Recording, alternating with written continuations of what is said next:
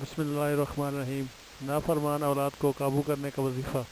اس وظیفے پر عمل کریں، انشاءاللہ نافرمان اولاد آپ کے قابو میں آ جائے گی اور آپ کی ہر بات مانے گی۔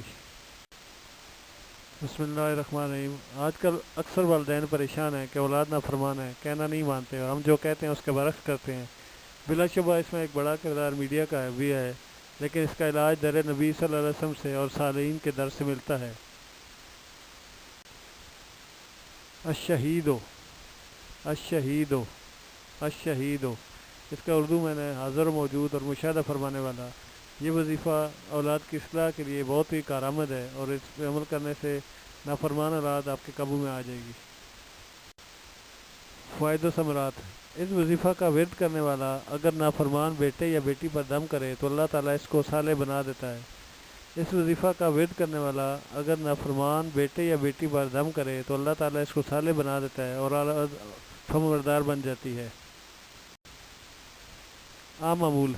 اس وظیفے کا عام معمول یہ ہے کہ اول آخر 11 مرتبہ درود شریف پڑھ کر 100 مرتبہ یا شہیدو یا شہیدو یا شہیدو روزانہ ورد کریں اور اولاد پر دم کریں۔ انشاءاللہ نافرمان اولاد صالح اولاد میں بدل جائے گی اور وہ آپ کے ہر بات کو مانے گی۔